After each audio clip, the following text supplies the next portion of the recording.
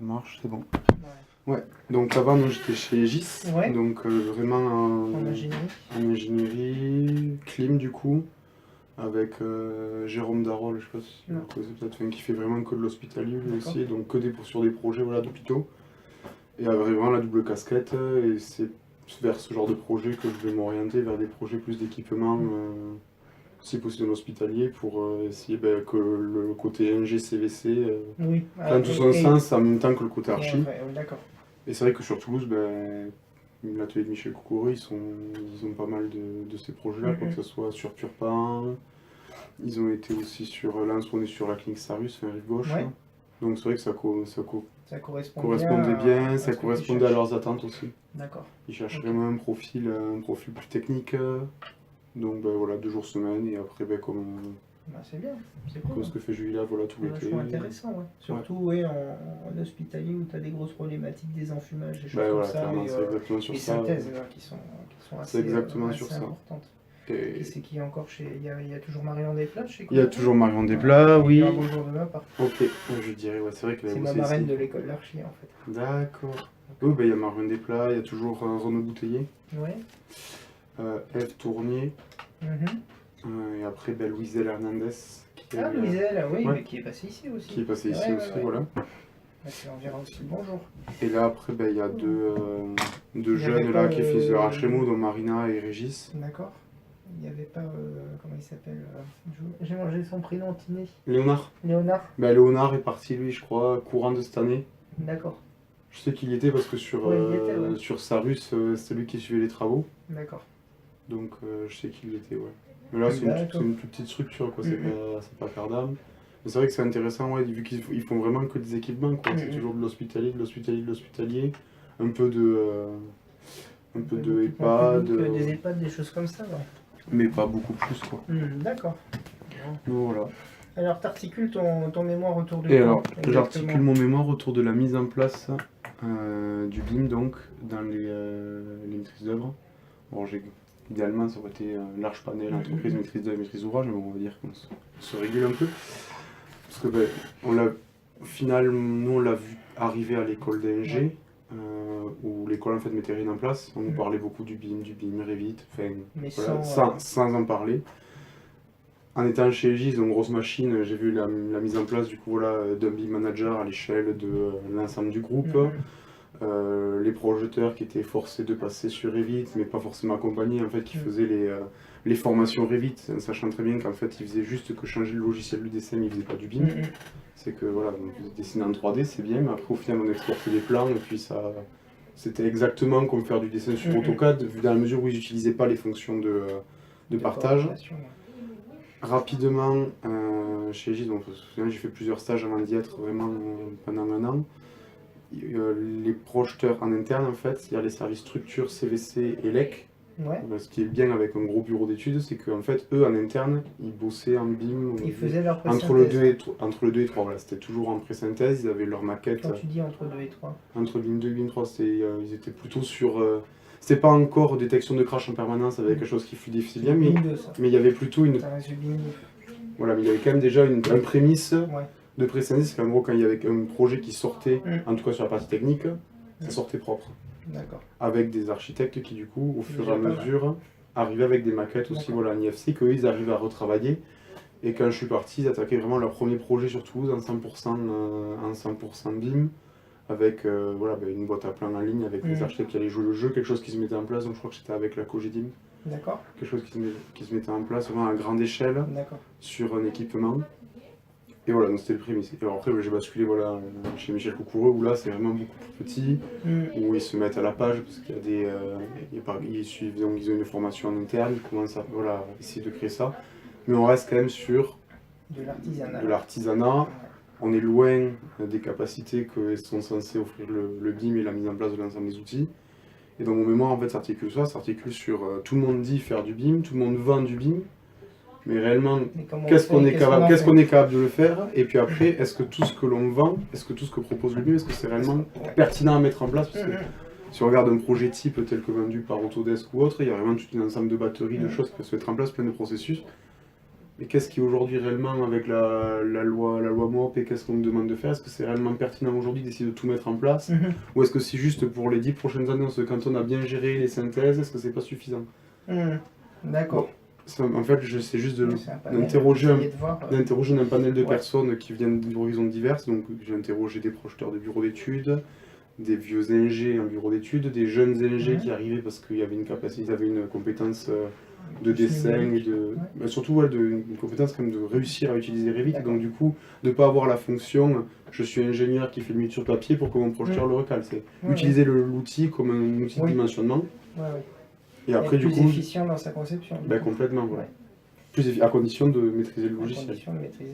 Et après, sur le volet archi, essayer d'interroger donc des architectes un peu de la trempe de Michel Coucou, donc 70 balais, qui a vu à peu près plein de révolutions en fait dans son métier, et qui là voit une nouvelle révolution arriver, et est-ce que c'est une plus grosse que les autres ou pas, mais bon, voilà l'avis de quelqu'un d'expérimenté, qui dans tous les cas, lui, personnellement, ne franchira pas le cap.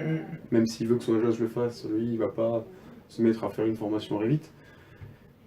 Avoir des architectes donc un peu plus jeunes, avoir des architectes très jeunes qui, comme les ingénieurs que j'ai pu interroger, arrivent dans le bassin avec du coup cette compétence-là et se vendent de telle sorte.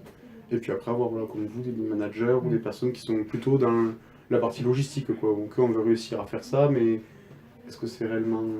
Alors on va faire un peu le tri dans tout ça. J'ai juste corrigé, à mon sens, 2-3 trucs sur le BIM 2, BIM 3 pour commencer. BIM 3, c'est encore une vue de l'esprit, faut être honnête. BIM 3, c'est l'idée que tout le monde bosse dans un cloud avec un modèle. C'est ça. On n'y est pas encore. On est très Clairement, on en est très loin. Pour la simple et bonne raison qu'on n'a aucun logiciel qui soit capable de faire ça. Même des suites Autodesk ne sont pas capables de proposer du BIM 3 efficient réellement en fonction de ce qu'on sait faire. Donc un manque de maturité, quoi. Il y a clairement un manque, et même un manque de moyens derrière, puisqu'on n'a pas de matériel pour le faire. On n'a pas un logiciel qui soit capable. Alors tu vas avoir des gens comme GA qui vont se targuer de faire du BIM 3, le iBeam, ce qu'ils appellent, mais qui n'est rien d'autre. En fait, c'est ça qui est un petit peu paradoxal, c'est que GA, c'est une entreprise. C'est ça, c'est pas de la collaboration, c'est collaborer en interne. Ils collaborent en interne avec leurs sous-traitants, mais ça reste sous l'entête GA. Donc c'est déjà un petit peu biaisé, on serait presque plutôt sur un BIM numéro 1 BIM 1 que BIM. En fait, ils travaillent tous ensemble sur un seul même outil. C'est ça. Donc nous, on vend notre capacité à faire du BIM fédéré, donc du BIM de niveau 2. Il y a plusieurs raisons à ça. La première, c'est une raison d'honnêteté. De savoir être conscient de ses limites et être conscient aussi de ce qu'on sait faire sans rougir. La deuxième raison, c'est tout simplement parce que quand tu regardes ça en comparaison à la loi MOP, dont tu as parlé tout à l'heure, on a quand même toujours des notions de responsabilité par rapport aux ouvrages qu'on produit qui sont extrêmement importantes et qui juridiquement et contractuellement vont être difficiles à contourner. Du coup, plusieurs modèles concaténés et fédérés, c'est intéressant parce que chacun est maître de son modèle et personne d'autre vient le modifier à sa place. Donc ça a quand même un intérêt, dans la chose. Et même si on intègre l'archi, l'aménagement, avec qui on a des projets communs, la structure, le CVC, la qualité environnementale, l'ELEC, et est-ce que j'ai fait le tour? J'ai fait à peu près le tour. Et le VRD, là, si on a quelques trucs en VRD, chacun a un modèle séparé. Voilà. Il y a peut-être, on va commencer à voir sur certains projets d'intégrer directement ou de faire une économie d'échelle et sur archi et structure qui sont intimement liés. Donc on essaie de voir à éviter une étape de saisie qui ne serait pas forcément très, très utile. On essaye, mais pour l'instant on est sur une séparation quand même des fonctions qui est à mon sens très rassurante pour un maître d'ouvrage et rassurante pour un maîtrise d'œuvre aussi, il faut être honnête. Chacun est responsable de ses ouvrages. On a aussi, on est responsable pour 30 ans pour les petites infrastructures, donc on ne s'engage pas sur une garantie 2 ans pièces et main d'œuvre, quoi. C'est un tout petit peu plus long, donc il faut être apte aussi à fournir des choses qui soient exploitables sur un certain temps. Ça c'était le premier point. Donc ça c'était pour la différence BIM de BIM 3. En ce qui concerne, à un moment tu as dit quelque chose qui m'a un petit peu interpellé, tu disais ouais, Michel Coucoureux passera pas au BIM. Lui je parle en tant qu'interne, il y passera. On y est tous, c'est une méthodologie le BIM. Qui passe pas sur Revit et qui fasse pas de Revit, ça c'est une chose, mais on parle d'un outil. Qu'on raisonne en fonction d'une méthodologie BIM, nos vieux briscards que sont Gérard et Francis, quelque Oui. part, sont passés au BIM. Parce que c'est un état d'esprit, c'est une méthode. Et de toute façon, quand tu es dans une entreprise et que tu veux mettre ça en place, si la direction n'est pas convaincue, ça n'est pas la peine. Donc la direction, elle doit savoir de quoi ça parle, elle doit savoir comment ça marche, même sans rentrer dans la technique, elle doit savoir quoi en tirer, et elle doit savoir comment le faire faire à ses équipes. C'est Voilà. sur ça que je dis qu'il y a peut-être une différence de Voilà. maturité entre en fait, les personnes qui sont Ouais. ici et Michel qui le voit voilà, d'un regard beaucoup plus extérieur. Mm. Il est plus dans. Mais c'est extrêmement important, c'est c'est quand important. même une décision qui doit être prise du haut vers le bas et non pas à l'inverse. Oui, complètement. Parce que sinon tu perds des gens en route, que ça soit dans un sens comme dans l'autre. Et tu as eu les deux cas dans ton parcours, puisque finalement tu dis qu'Egis a placé un BIM manager au niveau national, et puis après c'était article 22, démerdez-vous comme vous pouvez. Donc tu laisses les gens dans la panade parce que tu n'as pas de méthode, tu sais pas comment travailler en commun, etc. etc. Et tu as l'autre solution, c'est des petites boîtes où moi j'en ai connu aussi, hein, dans d'autres où c'était chacun arrive avec sa part de métier, des gens motivés qui disent on va faire ça, mais à la fin les patrons sont largués. Donc il y a chacun à sa part dans l'histoire, il y a une confiance mutuelle qui doit intervenir, c'est obligé. Où le patron, c'est lui qui va payer les formations, c'est lui qui va payer les logiciels, c'est lui qui va payer le temps perdu à se former. Quelque part, il faut qu'il ait confiance. Et à côté, finalement, tu as ces salariés qui deviennent quelque part des conseils internes sur la manière de vendre ça, comment récupérer des contrats sur telle ou telle chose. Est-ce qu'on peut se présenter en management BIM ou est-ce qu'on peut s'intégrer avec telle ou telle équipe. Voilà, quand on parle du BIM, tout le monde peut en faire, hein. Même à 100 ans, il n'y a pas de souci. C'est le gros problème. Même Corbu aurait pu en faire, on ne sait pas. Mais en parlant logiciel, après, et tu vas en avoir qui sont moins vieux que ça et qui n'auront aucune envie de passer au logiciel, c'est bien dommage, mais qui comprendront peut-être très très bien ce qu'est le BIM et qui sauront comment l'exploiter pour leurs usages. Voilà. Et le troisième point, donc tu m'avais dit, dans le cadre de ton mémoire, donc tu veux voir est-ce que c'est exploitable et est-ce que c'est utilisable à toutes les échelles. Mais après, tu vas peut-être me poser une question dont on y reviendra peut-être dans le déroulé, à voir comment c'est. Mais juste un petit aparté là-dessus. Gros problème du BIM, en tout cas en France, c'est qu'on n'a pas expliqué à tous les acteurs du bâtiment en quoi ça servait. Complètement. Clairement. Ça, c'est le plus gros problème, c'était le problème pédagogique.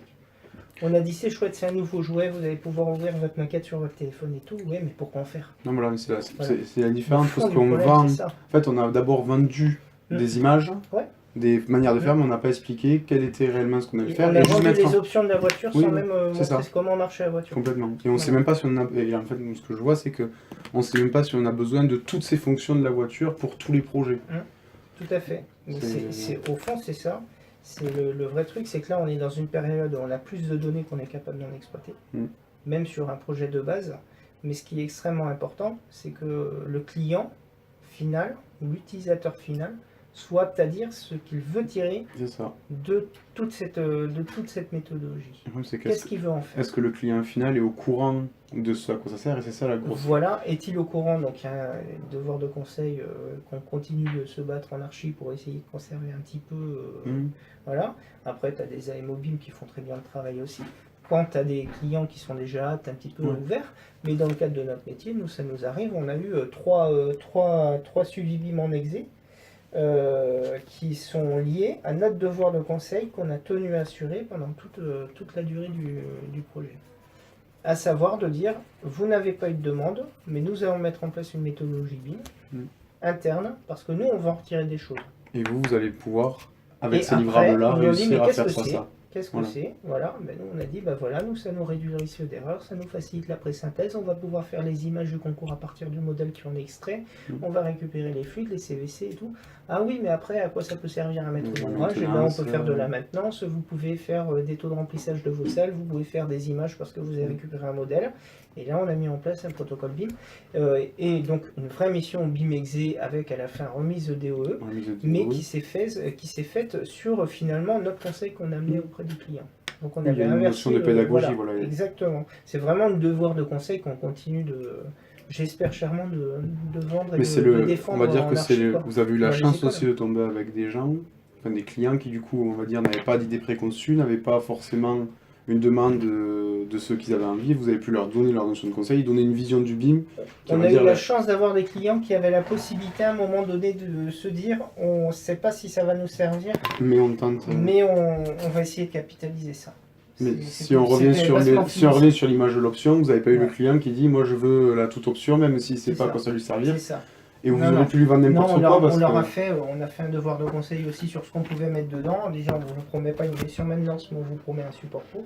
Voilà, vous allez avoir le modèle, il va être renseigné, il va y avoir ça comme renseignement. Si vous en voulez d'autres par rapport à vos usages, n'hésitez pas à le dire. Et s'il y en a trop, on va réduire. Voilà. Mais c'est vrai que là, le fond du problème, c'est finalement ce BIM. Les usagers, ils font mais de quoi je vais faire ça? La plupart, ils sont encore avec des bordereaux de fax et puis des facturiers à la main. On est encore sur une notion, mais qui est vraiment rudimentaire, de la gestion maintenance des bâtiments. Et c'est un gros problème. En France, en général, en gestion de bâtiments, on est pas bon du tout. Il n'y a qu'à avoir un parc public. Il pourrait être ceux qui auraient plus d'intérêt à le mettre en place sur le point de vue logistique et qui n'ont pas et qui ne savent même pas s'ils ont des bâtiments ou est-ce qu'ils les ont. Mais s'ils ont des bâtiments, comment c'est entretenu, combien ils dépensent dessus. Complètement. Et c'est une cata. Alors que c'est le fond de l'histoire, c'est encore une fois, c'est l'argent, hein, comme souvent, mais le fond de l'histoire, c'est derrière l'économie substantielle que ça peut faire, que ça peut représenter, en fait. Complètement. Et celle-là, elle est vraiment monstrueuse, quoi. Monstrueuse à condition que ça soit... que toutes les personnes soient sachantes à tous les niveaux. À condition qu'on sache mettre les moyens où il faut. C'est toujours pareil. Parce que passer du temps à faire une maquette magnifique. De savoir ce qu'on met dedans, qu'est-ce qu'on va en retirer, comment on va l'exploiter, est-ce qu'on a le personnel pour l'exploiter derrière, est-ce qu'on va avoir le personnel pour rentrer les données dans le modèle au fur et à mesure et pour le maintenir à jour. Voilà, c'est un travail de longue haleine. Hein, parce que pour l'instant, pour une maîtrise d'ouvrage, s'il n'y a pas toute cette notion de maintenance, le modèle n'a pas d'intérêt à... Enfin, il n'y a aucun intérêt à avoir le modèle, c'est pour faire le malin avec un hologramme, quoi. À part ça, il n'y a pas de... Il y a très peu d'intérêt. Et pour l'instant, il y a peu de maîtrises d'ouvrage qui sont capables de le faire. Nous, des maîtrises d'ouvrage, on en a sur d'autres projets, et ils ont aussi des choses bassement matérielles. Il y en a une, c'est la gestion des surfaces, par exemple, de dire, moi je veux savoir si, quand je fais un contrat d'entretien sur un gros parc, on n'essaie pas de m'arnaquer de quelques centaines de mètres carrés de surface balayée ou lavée chaque jour, ou tous les 2 jours, parce qu'au final, à la fin de l'année, ça fait beaucoup. Sur les superficies de vitrage, par exemple, aussi. Sur les remplissages des locaux. Quand il y a beaucoup de sous-traitants, de savoir quels bureaux sont remplis et tout. Alors, j'en ai eu un, c'était marrant. C'était sur la gestion des cloisons démontables. Oui, de voir si la personne qui si ils se font pas arnaquer sur les panneaux démontés, remontés, ou voilà, il y a une notion de contrôle quand même derrière tout ça qui les animait. Mais c'est une facilité de faire ça parce qu'ils étaient en l'état avant qu'on leur faisait un rendu plan, ils étaient capables de faire tout ça, c'est juste que ça demandait quelqu'un pour faire des métrés. Et c'était plus long. Voilà. C'est juste une capacité à pouvoir faire vivre. Mais est-ce qu'ils ont la capacité après de faire vivre la maquette? Par exemple, un propriétaire de bâtiment de bureau qui va recloisonner sur deux générations de propriétaires, enfin de loueurs. Mais certains, ils ont la capacité de le faire en interne parce que c'est du plateau tertiaire et ils ont des services internes, des services techniques qui sont capables de le faire. On a 2 clients comme ça. Et il y en a un autre qui cherche des solutions parce qu'il a 6 ou 7 petits sites sur la région.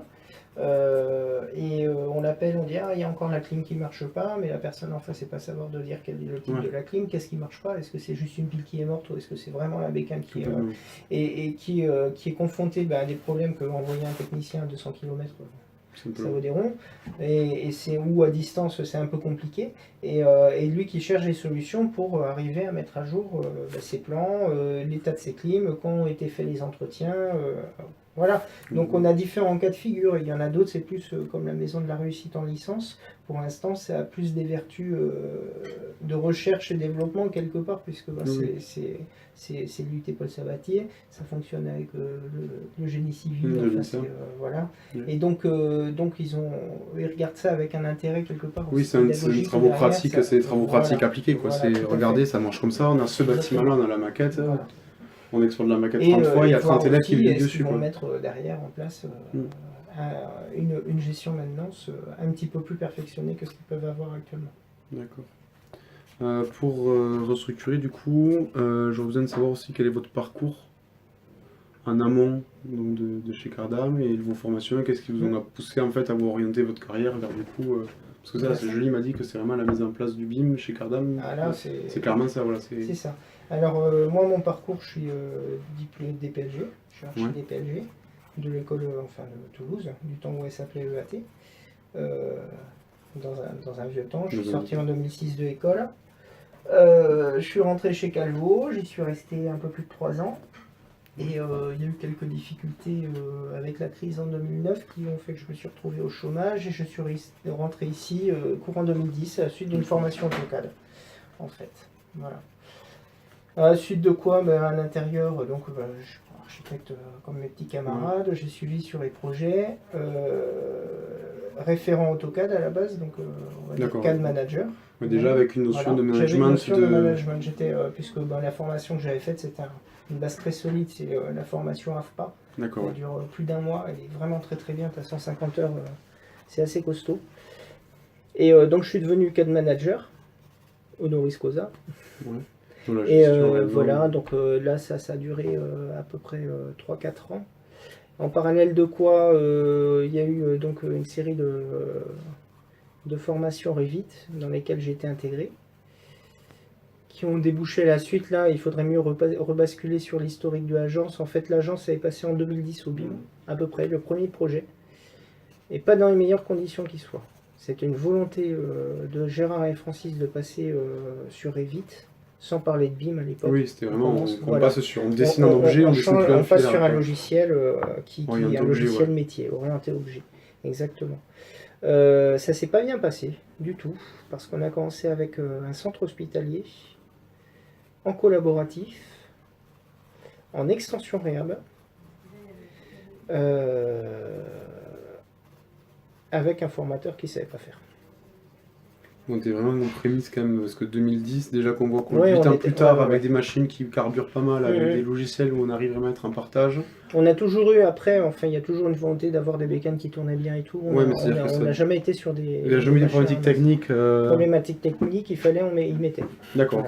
Voilà. C'était pas ce genre de problème là. La notion d'investissement est extrêmement importante. Ouais. Extrêmement, parce que aussi je te parle aussi de sessions qui formaient entre une douzaine de personnes par an. Ouais. Voilà, en formation Revit avec un formateur externe à partir de 2012, quoi, tu vois. Oui, donc c'est vraiment une volonté forte, il y a une volonté politique de la part de l'agence de basculer dans le grand bain. Donc en passant sur Revit. Alors après, il y a eu dans tout ça toute une grosse résistance au changement, avec des grands discours disant que Revit ça prend du temps, ça sert à rien sur les projets, on peut faire très bien avec AutoCAD. Pas forcément de bonne foi, tous ces arguments, tu as dû les entendre chez d'autres personnes. Les personnes qui ont du mal à franchir le cap aussi. Je vais pas m'étendre sur le sujet, mais c'était quelque chose. Tout ça pourquoi? En général, à cause d'une perte d'une sensation de perte de maîtrise. Ouais. Tout à... Pourquoi? Parce que quelqu'un qui travaille sur Revit va réfléchir différemment que de quelqu'un qui travaille sur AutoCAD. Il est obligé de voir un peu plus long terme. Et ça embête. De voir chantier. Voir chantier, voir les phases avant, ou quand tu es en APS, déjà penser à comment tu vas structurer ton pro. Et ça posait des gros problèmes, parce qu'il y avait une notion de... Tu perds du temps, on est en APS, on va pas passer autant de temps là-dessus, alors que c'est pas une perte de temps, c'est gagner du temps sur le... Voilà. Et c'est pour ça que la loi MOP bloque un peu, parce qu'on n'est plus sur les mêmes timings. Mais pas forcément. C'est plutôt les gens qui ont été... Je suis pas tout à fait d'accord avec toi, parce que la loi MOP, en fait, elle dit, il y a les phases, il y a les rendus de phases, mais rien ne nous empêche, si on veut, de mettre 40% sur l'APS et de mettre 20% sur le pro. Moi, c'est plutôt l'habitude qu'on avait de ces phases-là. C'est que maintenant, un APS devrait prendre le double de ce qu'il prend aujourd'hui. 12 semaines au lieu de 6. Alors que normalement, le passage du pro au DCE devrait être un pro DCE tout le temps. Quoi. Tout à fait, exactement. C'est pour ça que quand j'ai vraiment, c'est que ce phasage, c'est l'utilité qu'on a. Sur la logique traditionnelle qu'on a du phasage WAMOP, avec quelque chose sensiblement égal par phase, alors que des fois on pourrait gagner du temps, il faut effectivement bien plus pousser la phase esquisse APS, qui est vraiment extrêmement importante. C'est le socle très solide qui pousse les maîtres d'œuvre à questionner les usagers et maîtres d'ouvrage sur leur pratique, sur qu'est-ce qu'ils veulent faire du bâtiment, d'aller vraiment beaucoup plus loin dans le programme technique et fonctionnel que ce qu'on faisait auparavant. Non. Alors moi je trouve que c'est bien parce que ça a vertu de redonner de la qualité au projet. Ben complètement, On et ça remet le de la ficelle. qualité dans le projet. Et après sur les arguments ça prend plus de temps, et ben moi j'ai fait le tour des archives en ressortant le vieux cahier avec toutes les heures notées. Au pire des cas sur l'hôpital, donc c'est-à-dire dans la pire des situations, on n'a pas passé plus de temps que ce qu'on passait sur AutoCAD. Après, J'avais fait des ratios au mètre carré sur le même type de. en temps En fixe temps ou passé au en mètre temps carré. masqué, parce que enfin, Non, non, nous, temps tous au fixe. courant, quand Temps par exemple le fixe. charrette, non, c'est vrai, il y avait Non, non, non, le non, il y temps avait vraiment compte-goutte, quoi. tout était noté. Tout était noté. Donc il n'y a pas de problème. Parce qu'on doit avoir à peu près l'équivalent, là, dans mes expériences, l'équivalent de l'hôpital, moi je l'ai vu de loin sur du coup deux entreprises Ouais. différentes. Le premier projet où vraiment, ben, il y en avait qui connaissaient un peu au début du projet, qui utilisaient Revit, qui avait une notion, on va dire, un peu comme la nôtre du BIM, où voilà, il fallait essayer de collaborer, mais on essayait de faire en sorte. Puis des personnes qui débarquaient, voilà, le nouveau projecteur élect qui débarquait, qui avait fait sa formation d'une semaine et qui se trouvait lancé. Ouais. Et c'est vrai que ce qui revenait souvent, c'est ben ouais, effectivement, on a fait l'APS en 2 mois, 3 mois, 4 Voilà. mois, mais on y a passé toutes les nuits, enfin, on n'a pas Non, bossé qu'au là je bureau, te quoi. parle de Non. temps réel, puisque Ouais. à l'époque on notait les vraies heures. Ouais. Donc là je te parle de temps réel, et j'avais D'accord. fait un ratio Intéressant, en ce fait stat, ouais. sur les mêmes temps, sur les mêmes types de programmes, avec les mêmes complexités. Ce qui est important c'est de voir les Oui, là, types c'est de ça aussi, complexité. ouais. Tu vas Que pas ce soit de la prendre- bas 9, pas un 9 100%. Voilà, si c'est en extension réhab, on prend Le phasage quelque chose opération. d'équivalent, en phasage opération, on fait sur la partie neuve. Au pire des cas, on n'a jamais mis plus de temps que sur AutoCAD. D'accord. Voilà. Par contre, C'est une bonne stat, ça ouais. pose beaucoup plus de questions. Ah, bah oui. Mais Ça c'est des pose questions qu'on beaucoup se pose de plus après, questions. oui. Voilà. Donc c'est vrai qu'il peut y avoir un ressenti parce qu'il y a une complexité, des questions qui se posent, des choses comme ça, qui amènent à être quelque part un peu plus professionnel aussi dans son approche du métier, qui n'y avait pas forcément avant. Et parce que je trouve que c'est quand même relativement vertueux, bah, tu dessines un mur. Tu dessines pas 4 Un lignes trait. et une hachure. Voilà. Et ça, rien que ça, c'est extrêmement important. Et on n'a pas à se dire, ah, zut, il va falloir que je fasse une coupe. Non, voilà. Donc, mais bon, là, en même temps, raconter ça, Ah, mais ça paraît tellement ça naturel paraît de tellement passer sur des naturel que de outils, passer sur un outil objet voilà. plutôt que sur un outil On est filaire. d'accord. Mais alors, que tu as dû avoir, Voilà. une des choses que les personnes ont peur de perdre, c'est que voilà, des personnes qui ont un certain âge ou qui ont du mal à passer par l'outil informatique, où vraiment l'outil informatique représente encore une coupure. Moi, ce que les gens m'ont dit, c'est voilà, moi aujourd'hui, j'ai 20 ans de travail sur tel logiciel, je suis efficient sur ça, j'ai cette habitude de travail. J'ai peur que demain, vu que je perds du temps, j'arriverai jamais, et qu'il n'arrive pas à avoir ce passage-là, voilà, ce passage à objet, ben en fait, freine des 4 fers en disant voilà, je vais perdre, enfin, je suis moins bankable. C'est ça. Est-ce que c'est quelque chose que vous avez ici? Comment est-ce que vous Il y a eu ce. Ça fait peur du moins il y a- bankable, alors beaucoup Ouais, plus chez les projeteurs ouais. que chez les archis. Plus C'est-à-dire que- chez les archis, ça se pose moins, et il n'y a jamais eu cette. Enfin, ça n'a jamais été un argument qui est ressorti dans l'agence, dans le sens être moins productif, oui. Pas moins bankable dans le sens Ouais, mais... financier du terme, mais moins productif dans le sens j'ai resté 8 heures devant mon ordi, ou 10 heures ou 12 heures, mais je n'ai pas réussi à faire ce que je faisais avant sur AutoCAD. Ouais. C'est plutôt dans ce sens-là. C'est-à-dire vraiment une résistance au changement, parce qu'une impression est au début d'être beaucoup moins efficace. Voilà. Une notion d'efficacité plutôt que de bankabilité, voilà. Puisque ici on n'a jamais trop parlé dessous, hein, pour être honnête, dans les projets, alors qu'on devrait. La Comment c'est notion plutôt le tu vois, côté de ANG, compta là, où il y a analytique, vraiment ça, voilà, ouais. où il y a vraiment ça, que moi je cherche à faire entrer, parce qu'il me semble que sans tomber dans les travers ANG, Non, le travers. ça c'est vertu quand même. Hein. Oui, Ça a ses vertus parce que tu es capable de dire, ben voilà, sur telle affaire, moi je travaille comme ça, je compte tant d'hommes jours, je sais que j'ai ça à passer, et c'est quand même pour moi des notions que tu ne peux pas ne pas prendre en compte dans le cadre de ce métier. Après, il fut un temps où effectivement, dans les années 2000, c'était Golden Boy, quoi. Enfin, Oui. les archis, on pouvait faire des gros projets, on pouvait mettre du monde, on avait des honoraires qui suivaient. C'est plus le cas. non, c'est sûr, C'est avec plus le le cas. manque d'argent fait. Mais après, de notre côté, Les projets sont on parle de plutôt management piqués. et de BIM, on Ouais. peut pas se permettre de vouloir mettre en place un ensemble de processus ultra carrés parce que c'est Bien vraiment sûr. ça, c'est plus French Flair, Bien quoi. sûr. On est plus Ouais. en flou artistique, on est vraiment dans Ouais. quelque chose où. Et d'avoir quand même la tête du projet que représente l'archi qui Ouais. est toujours. Oui, ça va se gérer en 4 C'est ou ça. 5 charrettes, quoi. C'est plus. Exactement. exactement. C'est le plus c'est compréhensible comme ça. Voilà, donc il y a un juste milieu à trouver. Il ne faut pas rentrer dans la logique ingénierie qui est celle en ce moment de dire on en fait le moins possible pour essayer d'abattre le plus de projets possible. Voilà, et pour rentrer le plus d'honoraires possible, mais sans notion de qualité. Mais qui est lié à la crise aussi, je pense. Oui, oui, bien sûr. C'est toujours lié aux mêmes problématiques. Et une limite dans l'aspect archi de dire si on met de l'énergie, on le met sur quelque chose qui en vaille le coup, la qualité du projet et le projet. Et non pas dessiner des lignes à non plus finir pour rien. Voilà. C'est ça aussi l'intérêt de la chose, c'est d'automatiser une partie des logiques de production. Donc, et ça, la méthodologie aide beaucoup. Renseigner des éléments, de dire plutôt que faire un plan où il y a toutes les informations qui est lisible et tout, on va faire plusieurs plans à une échelle plus petite mais qui seront plus spécialisés et que ça sera fait quasiment de manière automatique. On a juste à gérer quelques mises en page. Voilà. Donc, mais bon, là, ça, on est encore dans une pratique interne archi. Donc là, pour le coup, c'est BIM 1. Là, pour le coup, qu'est-ce que l'archi, qu'est-ce que le maître d'œuvre veut faire de son modèle? Qu'est-ce qu'il veut retirer? Voilà, la production des plans, et ce de manière la plus automatisée possible pour les tâches répétitives, pour éviter ça. Donc nous, on n'a jamais prôné le fait d'essayer de gagner plus de pognon sur les affaires, on a essayé de prôner plutôt un retour à une qualité encore plus forte, en améliorant les pré-synthèses, en ayant du temps à rendre au détail, au projet, en faisant plus de planches de détail, enfin c'est... Oui, voilà. Dans la mesure où il n'y a plus la notion d'aller se découper tout le découpe et de se remonter entier, on peut en faire une dizaine et bien les peaufiner. Bien sûr. Et puis c'est ce qui est intéressant quand même avec le détail. Mais surtout même au-delà de la coupe, de dire maintenant on a le modèle, donc on n'a pas besoin des coupes et mettre l'énergie là où il est. Oui. Voilà. Donc les détails, donc le CCTP, donc reboucler les pièces, avoir le temps de les relire. On est vraiment dans des périodes de charrette monstre en permanence, mais ça c'est à cause des maîtrises d'ouvrage. On fonctionne avec des notions de budget qui sont bons jusqu'à un instant T. Il faut absolument que le PC soit déposé avant l'instant T. Ça a été le cas sur TMA, ça a été le cas sur plein d'autres projets où on te dit, eh bien écoutez, avant octobre 2014 ou 2015, il faut que le PC soit déposé. Voilà. Sinon, on n'a pas les budgets.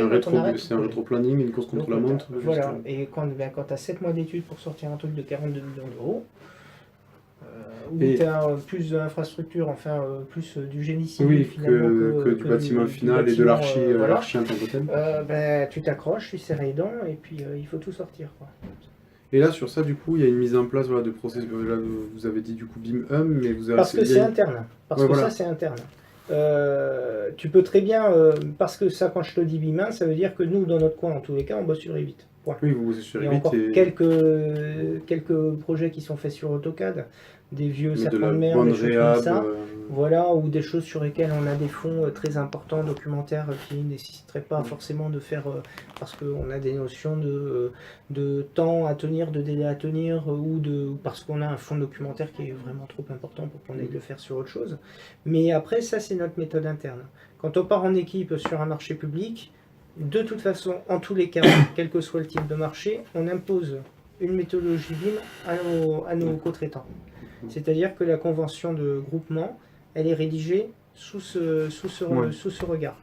C'est-à-dire dans la convention de groupement, il est bien marqué, attention, il y aura une méthodologie BIM. Chaque prestataire devra dire ce qu'il veut retirer du modèle. C'est-à-dire que nous, Archi, on veut faire... les images 3D extérieures la plupart du temps, on veut faire les plans, on veut extraire la nomenclature, on veut extraire les plans de surface, on veut faire le PC, toutes les phases de la MOP, par exemple. Voilà. Et un ingénieur structure va te dire, moi je veux faire mes plans et je veux pouvoir récupérer un modèle analytique. Donc il y a mise en place d'un grand tableau, les gens cochent on veut faire une pré-synthèse. Et donc à chacun, donc là pour le coup il y a toujours un BIM manager qui traîne, ou un BIM coordinateur. En interne du coup en interne. Ah oui, en interne. Donc là ça serait vous par exemple, c'est vous par exemple qui avait cette notion. Soit moi, soit un BIM coordinateur mais que je chapeaute, qui va être un archi. Mais on garde la main là-dessus, il n'est pas question qu'on vienne nous marcher sur les plates-bandes. Alors c'est peut-être un petit peu incisif ce que je veux dire, mais je pense que naturellement, prêchons pour notre paroisse, je prêche pour ma paroisse, naturellement on a l'esprit de synthèse qui est appris en archi, qui n'y a pas forcément dans les autres métiers. Non, mais complètement. Voilà. Après, de coordination dans le sens esprit de synthèse. Je parle de coordination de toutes les équipes. On est très souvent mandataire. Dans 80% ou 90% des cas, on est mandataire. Dans 90%, c'est nous qui lançons et organisons les réunions de pré-synthèse. On a la qualité architecturale du projet à tenir derrière. Donc quelque part, c'est assez naturel de retrouver le management BIM. Et la plupart du temps, moi là, il y a 3 ou 4 projets qui sont lancés sous le process BIM où j'entends jamais parler de méthodologie. Je vais juste venir pour faire les pièces pour le DCE ou l'EXE et je vais intervenir très ponctuellement sur le projet. Mais parce que les coordinateurs BIM qui sont à la base d'archi et qui sont formés Revit, mais à qui j'ai fait une formation interne sur la conduite du projet en BIM, mais qui a duré peut-être 2 heures, et ça suffit largement. Non, mais une fois qu'ils ont pigé le concept et qu'ils n'ont pas de problématique de maîtrise du logiciel, il n'y a pas de raison que ça roule pas, c'est de simplicité. Exactement. Voilà. Par contre, la question que j'ai, du coup, ça permet de rebasculer. Le BIM management, donc, par un archi, ou en tout cas quelqu'un qui a une notion du projet, mais moi, ce que je trouve intéressant, c'est est-ce que le BIM management doit être intégré au sein de, est-ce que ce soit de la maîtrise d'œuvre, un architecte du cabinet d'architecture qui détache son manager, ou est-ce que ça peut être une entreprise tierce de BIM management qui a du coup qui formerait des BIM coordinateurs internes au projet, mais avec un BIM management, on va dire, qui pourrait devenir une nouvelle, il y a les deux cas, un nouveau métier, quoi. Il y a les deux cas. Alors une nouvelle profession. Comme il y a des entreprises qui font que de la synthèse, par exemple. Est-ce que ça peut être j'aurais tendance à dire qu'il y a deux cas de figure et je pense qu'il y en a pour tout le monde. Nous, il y a des projets où on dit ça nous va très bien d'avoir une entreprise extérieure. Pourquoi? Parce qu'elle peut amener des références dans le cadre de l'affaire. Ouais. Donc pour le projet, tu fais une candidature, tu pars avec un tel parce qu'il est bon en BIM management et qu'il a déjà travaillé avec le client. Ouais. Oui, il y a tout intérêt à partir. Le deuxième cas de figure, c'est les demandes clients qui font que. Des trucs super complexes où ils demandent des choses très compliquées avec un engagement sur le fonctionnement, avec tel logiciel et tout, où tu vois que tu es déjà plus sur un système informatique qu'un système réellement de chantier et surtout de maquette bâtiment, où là tu dis, je vais aller chercher où il faut les compétences pour pas me rétamer. Et on a le bipartite, qui fonctionne bien en conception-réalisation et dans d'autres cas de figure aussi, où on propose que le BIM management, le BIM management est aux archis pendant les phases études et il bascule soit sur le constructeur pendant la phase réalisation, pendant la phase exé, avec une période de glissement en fait qui va se faire sur le ProDCE, où il va y avoir un peu les deux, et la boîte de synthèse. Nous, une entreprise de synthèse qui ferait le BIM, ça serait tout à fait cohérent. Celle avec qui on bosse sur la maison de la réussite en licence, si on a amené à retravailler ensemble, je pense que je m'embêterais pas à faire le BIM exé. Voilà. Ça serait une notion qui serait... Mais en revanche, en tant qu'archi, je garde la main à la fin et je prends la responsabilité sur ce qui sera remis. Donc je garde une mission jusqu'au DOE. La remise du DOE, c'est moi qui l'assure. Je contrôle la qualité parce que les besoins d'un BIM en exé, du management BIM en exé, ils ne sont pas les mêmes que ce qui est demandé dans le DOE. Voilà. Donc c'est pareil, en fonction des phases, tu as des besoins différents. Donc le lot 500 de la fin, tu t'engages dessus, tu payes une assurance pour ça. La MAF, elle ne nous oublie pas pour ce genre de choses. On sait combien ça coûte. Et donc c'est toi qui t'engages. À la limite, le constructeur, il s'en fout un peu. Un EFA, Jean Bouygues ou un truc comme ça. Et une boîte de synthèse, c'est pas son métier non plus. On va le faire à des fins de synthèse et d'exé. Donc nous, on a le montage aussi sur un autre projet où effectivement, on a un bipartite où il y a un BIM manager donc, qui est sur tout le long, mais par contre, la BIM coordination, on va dire ça comme ça, la BIM coordination chantier, on va dire le BIM coordination exécution est assuré par l'entreprise. Voilà. C'est elle qui anime les interfaces avec la synthèse, c'est elle qui récolte les modèles, c'est elle qui fait la détection des clashs. Toutes ces choses qui nous, je vais pas dire qui nous intéressent pas, mais qui sont très chronophages. Qui sont chronophages et qui sont une fois sur chantier, n'ont plus d'intérêt. Par rapport au projet, ils ne vont pas changer le fond des choses. Un visa archi par exemple, ça ne va pas changer le fond des choses. Le détail de la cornière de la porte. C'est très bien de le laisser à ceux qui sont à l'aise dans leur domaine. Donc un nouveau métier, je ne suis pas forcément sûr. Un nouveau métier, voilà. Une nouvelle tâche, une nouvelle mission, une nouvelle profession si tu veux. Mais un nouveau métier, le BIM manager en tant que tel, dans une boîte à part rajouter une couche de complexité à l'histoire. On est obligé de s'en taper des fois parce qu'on n'a pas trop le choix, mais on s'aperçoit qu'en général, en plus, ils sont plus chers que nous ce qu'on propose en Allemagne. Ils sont plus chers et en plus de ça, ils sont moins rattachés au chantier. Sur le même type de mission, ils sont à 3 fois le prix que nous on propose. Mais il faut qu'ils fassent tourner la boutique. Il faut qu'il fasse tourner la boutique et c'est surtout qu'il va falloir créer des interfaces. Mais ça aussi va entraîner chez nous un surcoût, puisque des choses qu'il va nous demander. Donc il faut bien qu'on fasse payer. Voilà.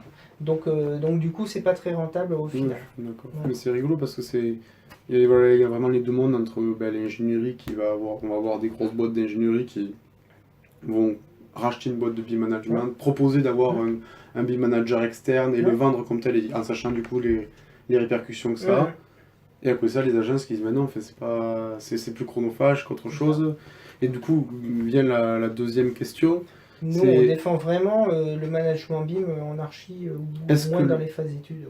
Bon, pas actuellement, dans la mesure où c'est une nouvelle mise en pratique, où les gens sont pas encore prêts, mais est-ce qu'à horizon de 10-15 ans, là où on pourrait espérer que la plupart des architectes auront déjà fait plusieurs projets en BIM, voire tous, qu'ils auront été rompus à l'exercice et qu'ils auront une maîtrise plus ou moins faite des logiciels comme Revit ou Archicad qui permettent du coup de travailler avec de l'objet?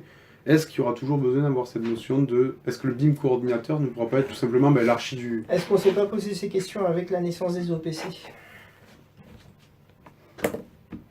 C'est la question. Est-ce que ça vaut le coup de rajouter une troisième casquette? Je pense que ça va être la même chose en fait. Les OPC, alors, on n'était peut-être pas né ou presque, mais c'est vraiment quelque chose qui a commencé début des années 80. De dire il y a des gens qui vont suivre le chantier, ou début des années 90. Et de l'ordonnancement, pilotage, coordination, t'envoyais sur les gros chantiers, mais pas sur tous. Alors que maintenant, on le voit quasiment tout le temps. Pourquoi? Parce que c'est pas compliqué. L'archi ou les BE ont compris aussi que c'était un sujet qui était chronophage, qui était spécifique. C'est de la gestion de planning, c'est de la gestion du management de chantier, dans le sens où on a plusieurs équipes à gérer et il faut qu'on arrive à assurer vraiment la montée et la tenue du délai. Et au final, maintenant, tu en as sur quasiment tous les chantiers. Mais sur le PC, tu en as partout. Donc, alors, des BIM managers, il y a des projets qu'on fait sans OPC, il y en a d'autres qu'on fait avec OPC. Moi, j'aurais tendance à dire que dans 10-15 ans, ça va être à la demande, ça sera pareil. On aura toujours besoin de boîtes qui font que du BIM management parce qu'il y aura des demandes particulières. Et en général, ces boîtes de BIM management, elles font aussi d'autres choses à côté. Elles font du nuage de point 3D, elles font de la ressaisie d'existants, tu vois, ils font de la production de choses il y aura vraiment du scan de bâtiment. Il y a quelque chose d'assez complet là-dessus. Nous, on se propose aussi, on candidate en tant que BIM manager complètement détaché. Que sur du BIM management. Sur le management, on fait des propositions et on a MOBIM aussi.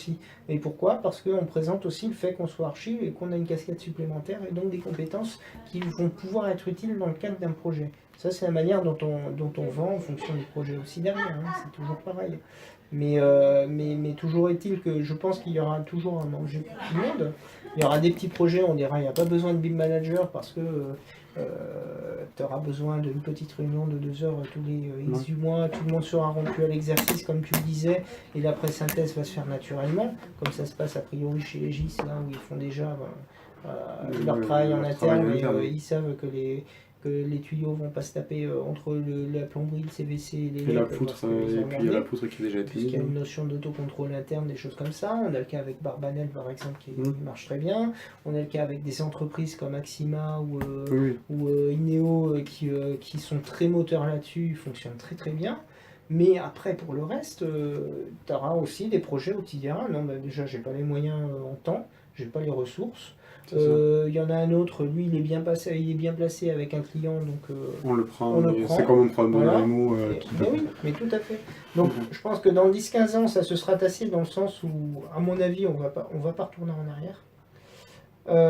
Nous, notre objectif de toute façon sur le groupe, c'est de le développer sur tous les métiers, quels qu'ils soient. Donc c'est preuve que et c'est pas une volonté juste comme ça en l'air, c'est vraiment non, c'est après l'avoir convaincu. En 2010-2018, il y a des entreprises qui passent que maintenant, là vous avez déjà 8 ans de... Non, on a déjà 8 ans plus, parce qu'au final... Avant de maturité, on va dire, puisqu'ils ont commencé à avoir les premiers trucs en 2009 et ils ont vraiment mis les choses en place en 2010. Donc c'est une dizaine d'années. Donc t'as quand même... Le questionnement fait partie de la maturité. Donc on commence à avoir un petit passif quoi, quand même dans l'histoire. D'accord. Voilà. Et du coup, on va utiliser un support là. Hop. Alors bien entendu, l'ensemble du mémoire, en fait, vu que le but c'est pas de faire une comparaison des agences que j'ai rencontrées, c'est tout sous couvert d'anonymat, il y a une description sommaire de chaque entreprise. Ouais. Mais l'idée c'est réellement en fait de voir les pratiques qui ont été mises en commun, ce qui a été fait identiquement dans les agences qu'on va retrouver partout, et ce qui au final fait peut-être un peu l'unité de l'agence, comme ici par exemple, là, le fait que ça fait déjà 10 ans, où on a Ouais, pas, vous n'avez il y pas, a du entendu, vous recul. avez pas attendu que plusieurs entreprises tentent et se cassent la gueule, parce que si vous avez commencé il y a 10 ans, C'est ça. c'est que ceux qui se sont cassés la gueule, c'est plus ou moins vous, quoi. Enfin, si, Ah, on a essuyé le plâtre, hein, voilà, clairement. donc c'est là où c'est intéressant. Clairement. Et donc, une des choses dont je me sers pour un peu comparer de manière la plus Objective. objective et juste possible, sans rester un volet anonyme, bien c'est sûr. un outil qui a été mis en place par le Bimetric, donc c'est... comment ça s'appelle? Alors, j'ai plus C'est quoi, c'est un questionnaire, C'est non? un questionnaire en Ouais. fait, c'est Je crois que j'avais déjà rempli sûr. sans doute c'est une grille qui à la fin donne en fait un graphique, Ouais. un graphique en étoile qui est assez intéressant à mettre en place. Il me semble que j'ai déjà rempli sur. Il y avait c'était passé sur internet, je crois, ce truc-là. Ah Il oui, l'avait oui. envoyé aux grandes agences, enfin toutes les agences en général. Bah, c'est ça qui est intéressant, c'est qu'il y a de plus en plus même d'entreprises qui sont enfin je vais pas dire entreprises, je vais te dire des institutions qui essaient de mettre en place pour essayer d'évaluer, parce que tout le monde dit qu'on fait du BIM, mais en fait on se rend compte que ben, non, il y a très peu de gens qui en font réellement. Mince, je vais être obligé d'être honnête là. Alors. Zut. C'est ce qu'il faut. Après bon, moi en connaissant Julie et tout, je savais en venant ici que c'était quand même qu'il y avait une avance par rapport à d'autres entreprises à interroger. D'un point de vue maturité, on a de l'avance. Ouais. D'un point de vue pratique, c'est encore des fois un peu difficile, faut être honnête. Ouais, mais ça fonction c'est, des projets, je des pense besoins, je pense que c'est quand même Faut-il mettre en place des bécanes comme Revit sur des projets dès le concours? Faut-il ci, faut-il ça? À chaque projet, sa réponse. c'est un peu ça. Il y Et a puis pas et à une chaque réponse. personne aussi en face. Est-ce que Il la n'y a pas une personne- réponse, il y en a, mais il y en a autant qu'il y a de projets. Nous, il n'y a pas un process BIM qui est similaire à un autre. Tout est adapté en fonction des projets.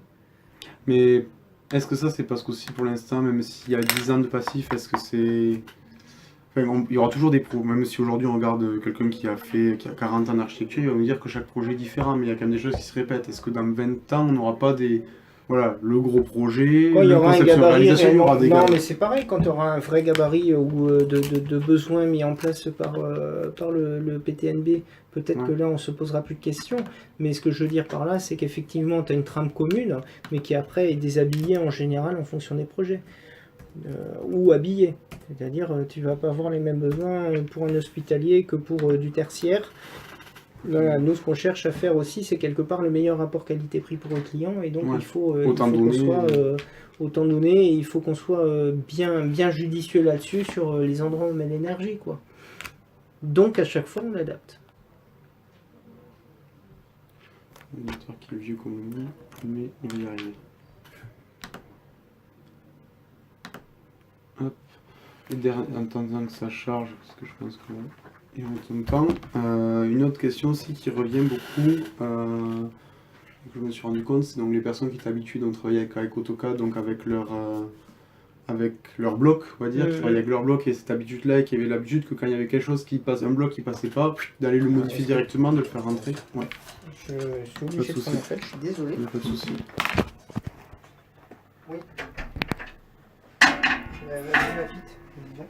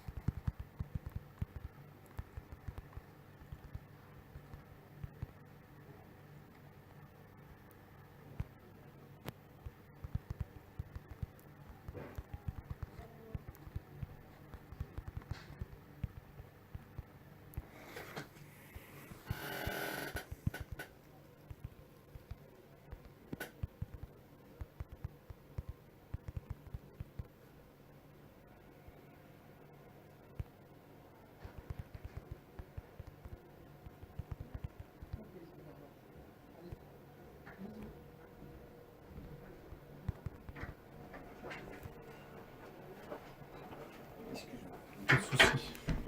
Quand les contingences matérielles nous rattrapent. Hop. Soit le temps de chercher au moins. Hop là.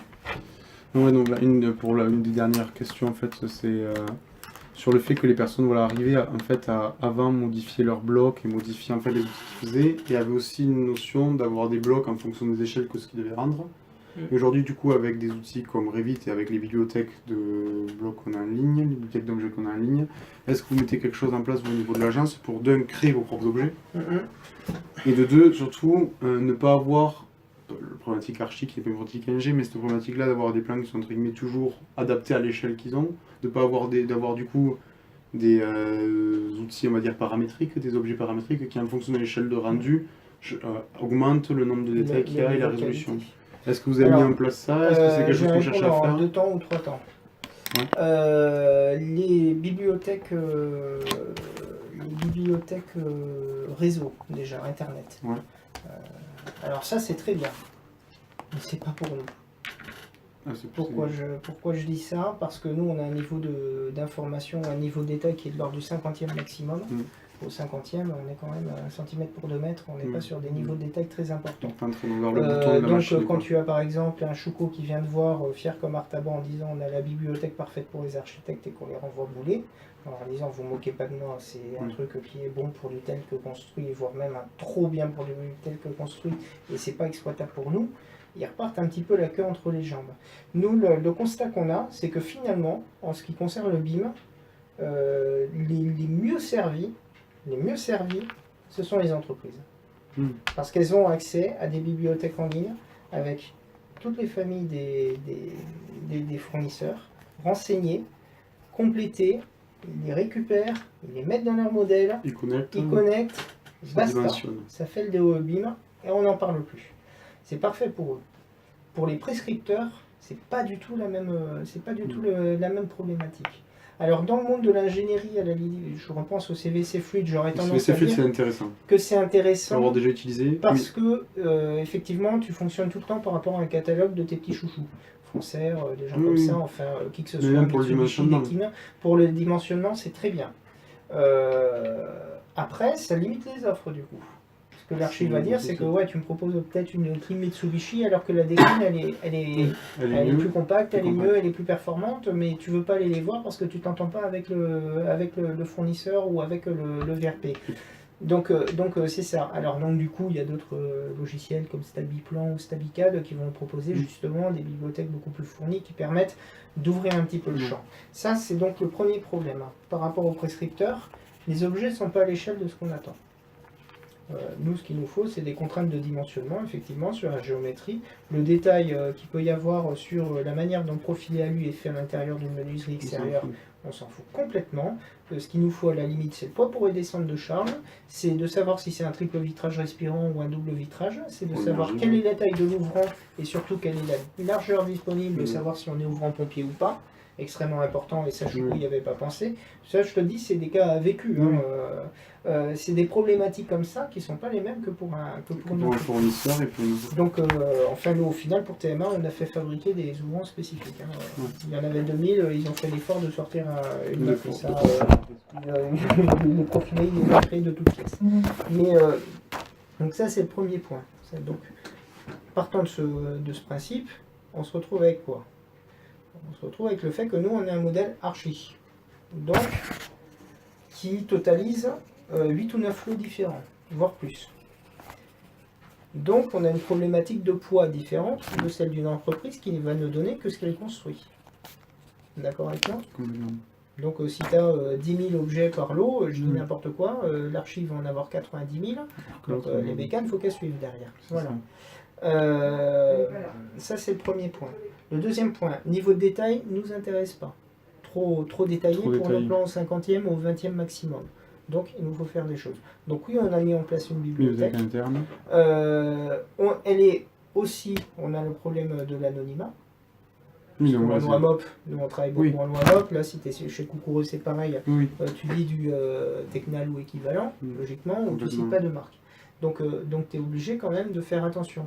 Donc si en plus derrière tu dois te taper l'anonymat de tous les trucs, le nettoyage, et c'est long parce qu'il faut se faire tous les paramètres, c'est très très long, ça peut poser problème. Toi, ce que tu dois dire quand tu es maître d'œuvre, c'est de prouver que les dimensionnements que tu as mis en place sont fonctionnels. Voilà. Donc c'est ça qui est important. Le reste, quelle que soit la marque, à partir du moment où tu es sur un gabarit qui permet d'intégrer n'importe quelle marque, c'est la même chose pour les ascenseurs. Avant, on partait tout le temps avec un tel type d'ascenseur, mais c'était les plus compacts du marché. Donc on les a dit à la fin, ouais, vous déconnez, parce que on était obligé de reprendre les plans à la fin au passage au marché, parce que on était passé avec Otis plutôt que Kone, et il fallait 10 cm de plus de largeur, des choses comme ça. Donc les bibliothèques, on les utilise, ça nous arrive quand il y a des demandes clients spécifiques. Par exemple, on a eu un client qui nous a demandé en 3D la totalité de ses locaux témoins. Il y en avait 25 en hospitalier. Tu es content de trouver là, d'avoir des lits, le lit ça, de la marque Patin Couffin, ça va très bien qu'il existe. C'est très bien pour ce genre de choses, c'est très bien pour l'image infographique qu'on a en interne. Mais là, c'était plutôt moi pour le quotidien. Voilà, vous avez pour mis en place une bibliothèque. On a mis en place une bibliothèque qui est très simplifiée parce qu'on n'a pas besoin d'un niveau de détail de bas. Et on a toujours prôné des plans quand même avec des graphismes relativement simples. Donc par contre après, là où on fait du gros travail, donc pour répondre à ta question, c'est création de bibliothèque, de formation interne des personnes, avec des formations spécifiques d'une journée sur la création des familles. Voilà, donc il y a vraiment une formation de création pour qu'après ce soit quelque chose qui soit abreuvé en gestion permanence des par tout le paramètres monde. Et des nomenclatures après qui est fait à l'échelle de tout le monde, donc chef de projet et collaborateur. C'est-à-dire que n'importe quel architecte ici un jour a besoin de faire son armoire qui n'existe pas, il se fait sa famille à lui, il la met en place avec une charte. Et il y a une charte du coup Cardam qui existe. Alors charte en parlant, c'est pareil, on parle en termes de rendu graphique, oui, il y a une charte. Ouais, voilà, quand j'ai charte, c'est charte on a une rendu. vraie production graphique. Voilà, c'est-à-dire que plutôt que parler de charte, parce que ça voudrait dire qu'on a vraiment le même rendu graphique, tu vois, sur tous les plans. Ça c'est bon pour le concours, il y a une charte pour le concours, mais ça c'est une autre histoire. On a en place quelque chose de visuellement qu'on retrouve dans une patte, entre guillemets, qu'on retrouve sur tous les projets. En ce qui concerne le rendu graphique, on laisse la main aux archis, ils sont grands aussi, ils n'ont pas besoin de ce genre de choses. Mais par contre, on a des gabarits de ce qu'on veut voir et ce qu'on ne veut pas voir. Voilà, oui, il y a quand même une to-do list. Voilà, donc en APS, il y a le to-do list, et puis avec un exemple, on a un projet type qui a une valeur médiane pour l'agence. C'est-à-dire qui a été bien mené, qui a été carré du début à la fin, qui est la valeur médiane et qui sert de référence en APS, en APD, en ProDCE, en EXE, de qu'est-ce qu'on veut voir, qu'est-ce qu'on veut mettre dedans, quel type d'information, qu'est-ce qu'on cote, qu'est-ce qu'on cote pas. C'est une vertu aussi derrière, c'est qu'en fonction des équipes, on avait des disparités.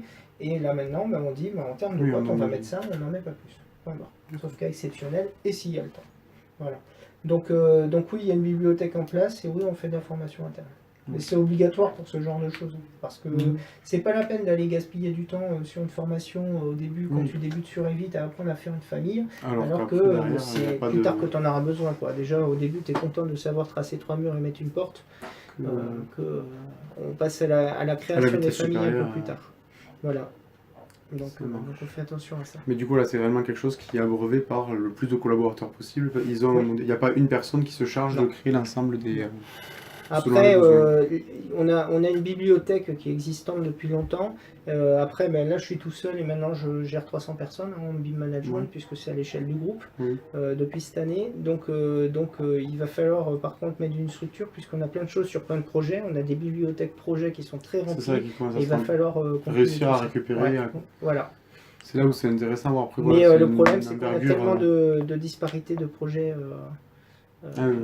C'est quand tu as du tertiaire, quand tu as de l'aéronautique, quand tu as du bureau, quand tu as de l'EHPAD, quand tu as de l'hospitalier. Et après, il y a le package comme avant. La problématique qu'on rencontre, c'est que finalement, à chaque fois, on va trouver des choses assez spécifiques. Donc, on a des gabarits qui sont développés, qui intègrent des éléments de bibliothèque. Ceux-là, par contre, sont assez aboutis. On a 4 ou 5 qui sont assez aboutis. Et parce qu'ils ont une dizaine de projets derrière où ils ont été testés et remaniés. Voilà. Complètement. Voilà. D'accord. Et on a une préférence pour la mémoire humaine plutôt que la mémoire que la mémoire juste d'une bibliothèque que tu vas peut-être trouver un bloc ça fait 5 ans qu'il y est, sans avoir été retouché alors qu'il peut avoir des défauts. On a une trame de référent dans l'agence qui fait que si tu as besoin de quelque chose, tu te réfères à telle personne qui sera, bah tiens, sur tel projet, il y avait celle-là, c'est moi qui l'avais faite, elle est très très bien. Mais ça peut être encore possible sur une agence, soit sur Toulouse par exemple, vous avez aussi une succursale donc à Paris. On a Paris, ça va être Marseille, en appel enfin, téléphonique. maintenant Ouais. c'est un petit peu plus, mais ça fonctionne à l'appel téléphonique. Ah, ça fonctionne à l'appel téléphonique, Ouais, ouais, je sais que... Nous, on bosse avec Marseille ou Strasbourg. Voilà, la prison B, je sais que c'est lui qui l'a fait, du coup je remonte au chef de projet, je demande, il y a encore une notion non, tu as une notion très transversale de ce côté-là, tu envoies un mail en disant, nous ça nous arrive souvent de voir passer des mails, est-ce que quelqu'un a déjà fait tel type de salle à tel endroit, est-ce que vous avez un plan type, ou voilà, okay, des notions de conception et intermétier. Très important. Voilà, donc là vous cherchez pas du tout à mettre en place...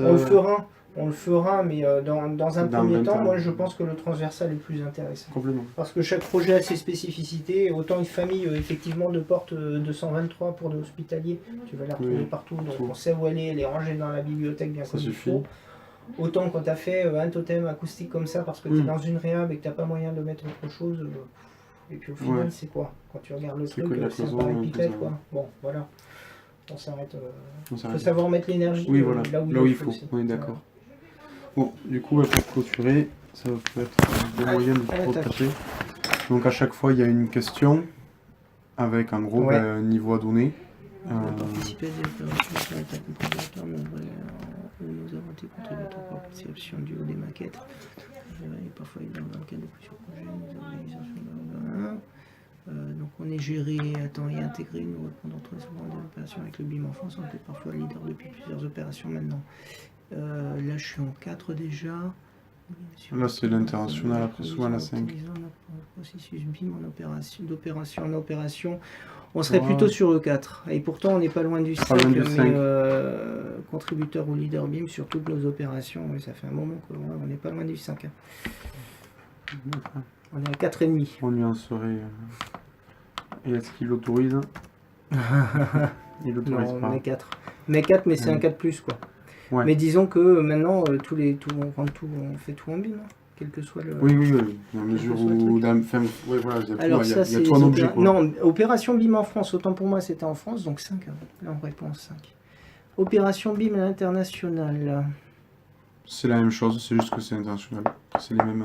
Qu'est-ce qu'on a fait en international? En BIM, non, on n'en a pas fait, non concerné. Je réfléchis, non, je crois pas. Et entre intervenants d'une même... Alors là, on est d'une même organisation. Ouais. Bah 5, sans réfléchir. Pratique collaborative interne. Ouais. D'accord. Bah, moitié des projets, on est à plus de 3 personnes sur chaque projet. Donc il y a forcément une collaboration faite. Pour la collaboration interne.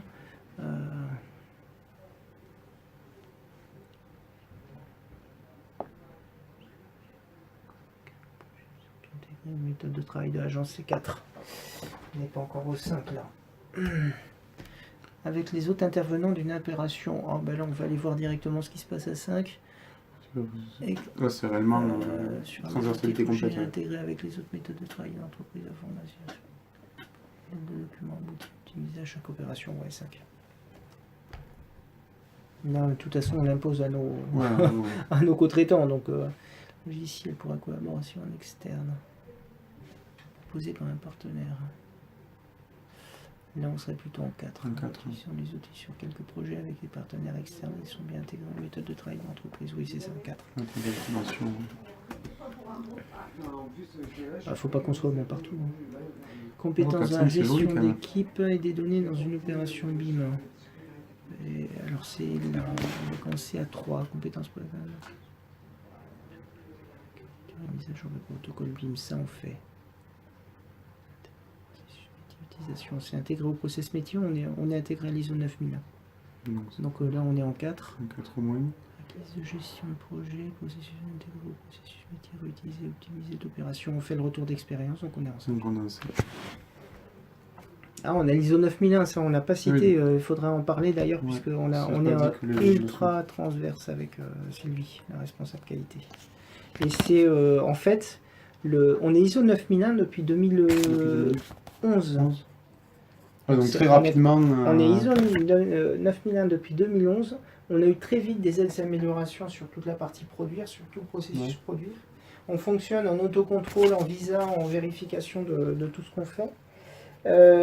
Et en fait, à partir du moment où on a commencé à mettre en place des process BIM, on a passé du temps à se demander quid de qu'est-ce qui est BIM, qu'est-ce qui est ISO. pas. Ouais, voilà, parce qu'au final, c'est ultra lié. On est parce que le vraiment BIM, c'est un l'un est processus intégré de dans l'autre. management de Donc, qualité. du coup, Donc, ça fait depuis 2016 qu'on se pose des questions avec Sylvie de savoir qu'est-ce qu'on met dans ces documents, qu'est-ce qu'on met dans les miens. Quoi.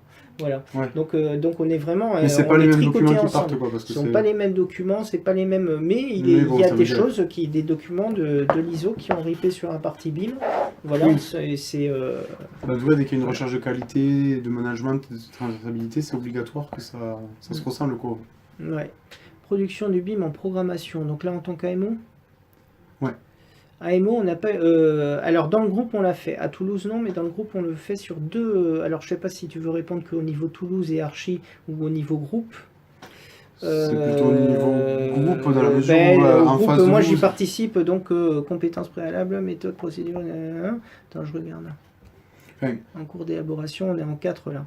Puisque je participe à la rédaction de ces documents, on va répondre à une mission d'AMO BIM là pour. Mais sur une autre vidéo. Voilà, mais Cardam Toulouse. Donc, non, c'est Cardam Toulouse, ouais, d'accord, c'est pas Cardam tout court et l'équipe. Non, c'est bon, Cardam oui, HSO.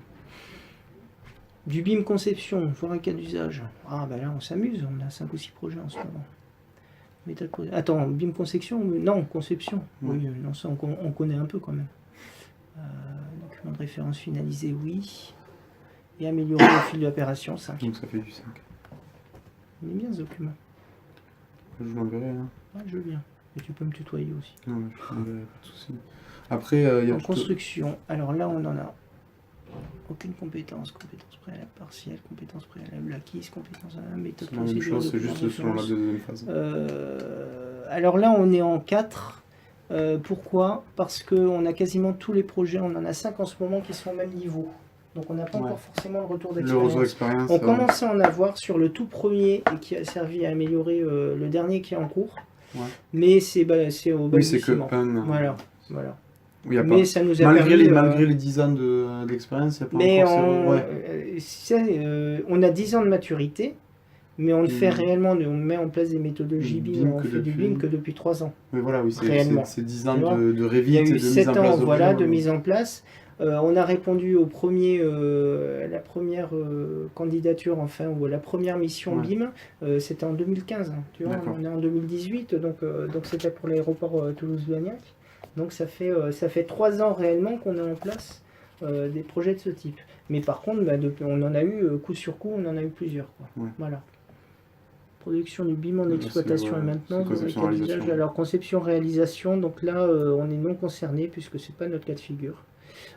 Ceci étant, au niveau du groupe, on vise sur justement faire une solution complète avec derrière une solution. On a déjà un premier logiciel de maintenance exploitation que vous vendriez du coup en fin de enfin non, qui serait vendu dès le début, oui, pas la toute fin, justement, on le vendrait avant même qui serait utilisé dans le chantier et qui après serait laissé, et qui serait ensuite laissé parce que pour mettre en place une bonne gestion maintenance, il faut compter 3 ans comme par exemple. Donc le temps d'un projet, quoi.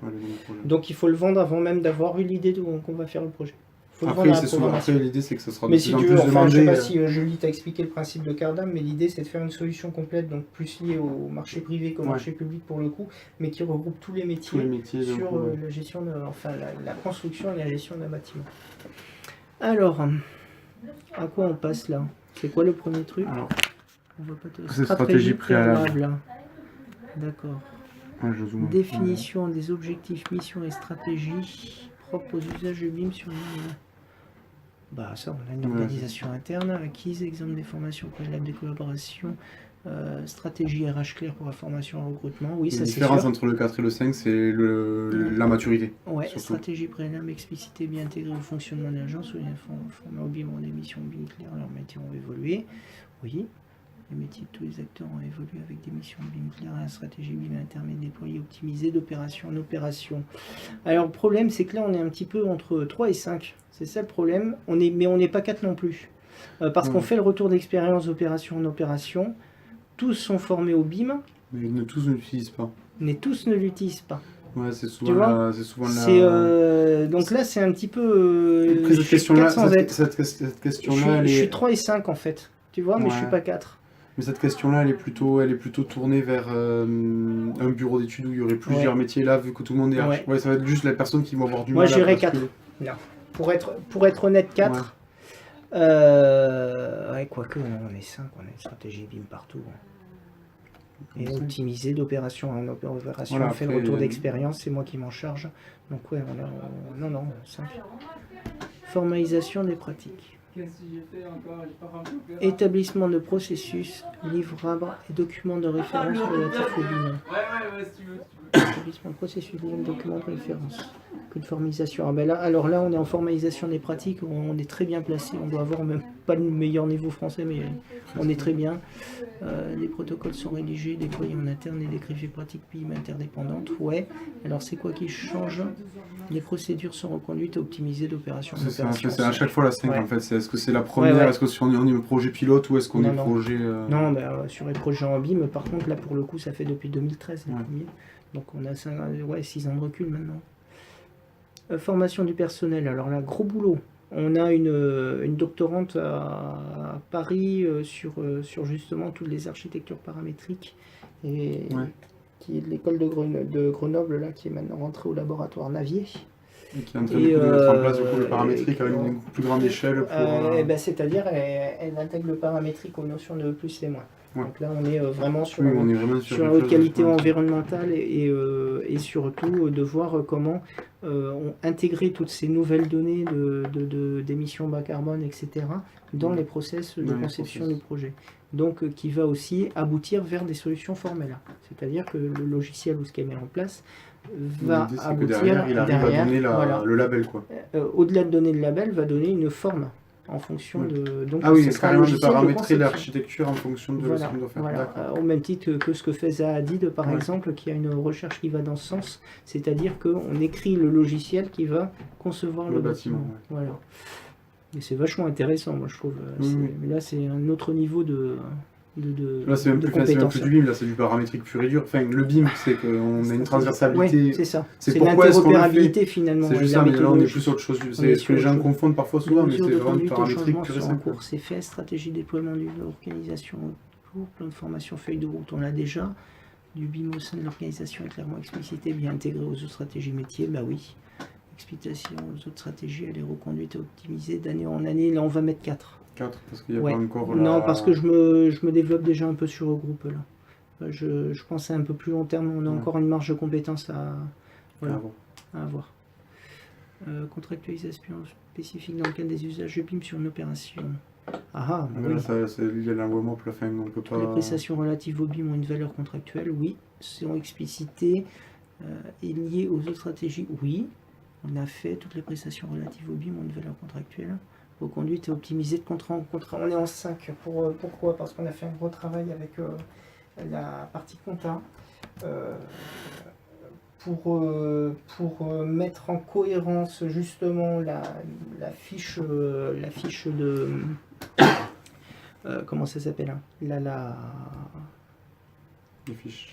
Attends, j'ai retrouvé mes mots, j'ai perdu la convention de groupement avec les pratiques BIM, donc pour intégrer dès le début qu'on est bien sur des process BIM, ça a été intégré, on a rédigé les contrats en ce sens, on l'a intégré, enfin on l'a vraiment fait, on l'a bétonné.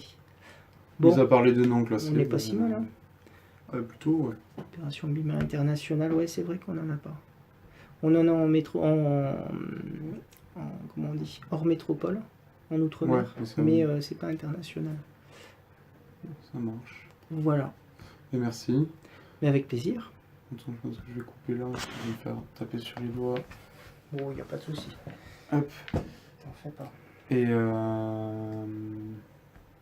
dans tous les cas, ben, au fil de la rédaction, je sais pas encore quand je rends, je sais pas si je le rends en N'hésite pas à me septembre. solliciter. Hein, si Ouais, tu pas de as des souci. questions, y a pas de Ben, après, il y problème. aura peut-être, je suis en train de mettre en place une dernière chose, c'est plutôt sur le plus long terme. C'est qu'est-ce qui reste à imaginer. C'est plutôt sous forme de carte mentale, comment les gens voient le BIM. Et alors, pour avoir déjà, voilà, t'es le 6e entretien du coup. Essayer de le mettre en place au fil de l'entretien, ça marche pas parce que les gens ont du mal peut-être à se poser pour commencer à y réfléchir, mais je vais envoyer un mail assez rapidement à l'ensemble des personnes qui ont été interrogées sur voilà, la mise en, avec un outil. Je suis en train de trouver un outil en ligne facilement accessible Ouais. pour pouvoir dessiner un schéma, avoir à peu Ah, près super. du schéma à peu près identique pour tout le monde. On y Pour avoir un travaille, peu un bac à sable. Ouais. Et, On travaille comme ça sur certains trucs internes de Bah, de la carte- d'amélioration ouais, de la à faire carte mentale. ouais. Et alors, j'ai essayé sur les 3 premiers entretiens, mais voilà, entre celui qui avait vraiment envie, qui arrivait, et C'est celui qui compliqué, arrivait pas hein. du tout, bah, c'était pas exploitable. Donc, T'es j'ai obligé trouvé- à un moment donné de cerner Voilà. aussi pour avoir des Donc, j'ai profils qui trouvé soient l'outil, sensiblement c'est équivalents. ça. J'ai trouvé l'outil c'est de ça. comparaison. Parce qu'entre le gars qui te dit ouais moi je voudrais bien y aller mais je peux point et puis parce qu'il n'a pas forcément envie mais il veut pas te le dire non C'est plus ça. et celui qui est super motivé mais qui part un peu dans tous les sens, c'est vrai qu'il y a un juste milieu à trouver. Donc j'ai trouvé l'outil normalement, D'accord. je suis en train de formaliser donc C'est le mail intéressant. est peut-être de faire un début de bac à sable pour que les gens partent pas de rien et que après moi derrière je puisse le comparer réellement. D'accord. Mais ça sera la dernière chose. Et après la lecture, oui, là, il y aura sans doute, selon si je rentre en septembre ou janvier, dans tous les cas il y aura N'hésite pas. une relecture, Ouais, y a pas de enfin, souci. ça sera Moi je suis là jusqu'à fin août donc si Ouais. jamais même tu as des pas de différents souci. trucs, il n'y a pas de Ben problème. ouais. Mais en tout cas c'était super intéressant. Voilà. C'est intéressant de voir aussi. Alors après bon, en venant chez Cardam, je savais que ça allait être quelque chose un peu plus mis en place depuis plus longtemps que certaines Ouais, bah autres oui, choses, nous, mais c'est ça vrai fait, que... nous en 2014, on était 3 BIM managers en fait. Ouais. On était 3, et puis après, mes 2 petits camarades ont volé de leurs propres ailes.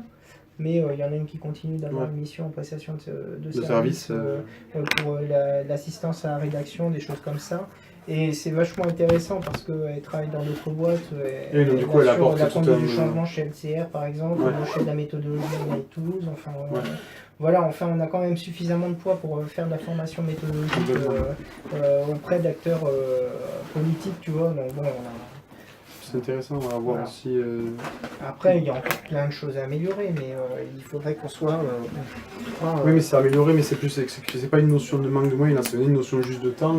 C'est plutôt. Oui, donc, c'est un moyen le temps. Oui, mais ce que je veux dire, c'est que le chantier dure 3 ans, donc même si on avance, il faut Après, quand même... exactement, ce qui se passe derrière, c'est qu'il y a. On a un métier où ça prend un peu de temps, de toute façon, pour voir si ce qu'on a mis en place répond bien à ce qu'on avait attendu, ou si on a de l'amélioration à mener. Voilà. C'est intéressant de voir Et ça. après, on fait beaucoup de règles, de choses comme ça, et sur tous les sujets, hein, c'est pas que sur là, on en avait sur la présente, sur la garantie parfaite à chaque bon, sur les sinistres qu'il peut y avoir assez régulièrement qu'on trouve, faites attention à tel type de détails, des choses comme ça, sur les satisfactions clients. Mais il y a tout ce démarrage de rétro-fiscal qui est mis en place, Ah c'est oui, intéressant. Mais c'est parce que vous avez une grosse structure aussi, que c'est quelque chose qui Mais peut être après, mis en là, place on a- sur une très grosse On a structure. combien 95% des clients satisfaits de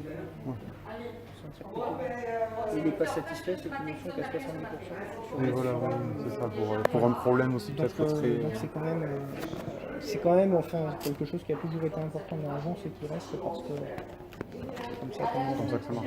Voilà, c'est Dans comme tous les ça cas. qu'on parle de nous derrière. Et ça peut être mis en place, vu la structure de l'agence. Voilà. Mais ce qu'il faut aussi comprendre, c'est que dans les métiers, malheureusement, dans les métiers de la construction en général, l'investissement n'est pas de la première ligne. Alors que dans les métiers de l'industrie, c'est ça devrait être le complètement cas. différent. Mais c'est un peu ce que fait lui, c'est de passer à ça. Quoi. On est en train d'appliquer des méthodes de l'industrie. Bien sûr. En fait, l'idée, c'est de faire Au risque de perdre un peu le côté artisanat de l'archi, mais il y aura des boîtes qui le Je suis font. pas sûr. Je suis pas sûr. Je pense pas. Au contraire, ça peut amener d'autres outils. Hein. Oui, C'est pareil, non, mais tu il y vois, aura le bras toujours des robotisé, ça va permettre de faire des choses qu'on ne pouvait pas complètement. se permettre avant. Complètement. Donc, Mais c'est voilà. comme tout, ça sera C'est- différents l'humain objets. se développe au-delà de l'outil, donc pour moi, c'est pas ça qui va bloquer. Non, ça c'est une nouvelle forme. Enfin, comme on disait qu'il y aura de tout pour tous les projets. Mais le risque de ne pas passer au BIM pour l'archi, c'est de finir à choisir la couleur de la faïence dans le shot. Ah oui, complètement. Et d'être On réglé, voit sur de brancher certains comme des projets boîtes avec comme GA, GA, c'est ça. C'est le risque de l'archi, ça sera ça. Là, GA, ce qu'ils ont fait à Thales, Pour réussir à c'est maîtriser. bien, c'est propre, c'est je sais plus combien de milliers de mètres carrés en 12 mois. Oui, c'est Mais léger, c'est pas l'archi, de il a fait l'archi. quoi? Il a fait le permis de construire, il a choisi la Non, couleur des murs. on est quand même d'accord. Et pour avoir été pendant 2 ans dans un bâtiment GA, c'est pas non plus C'est ça. la clé quoi. C'est propre. C'est C'est la chose qu'il ne Voilà. faut pas leur dire. C'est C'est qu'il y aura- propre, je pense pas qu'ils aient aseptisé, beaucoup de doutes sur chantier une fois qu'ils commencent à C'est construire. ça.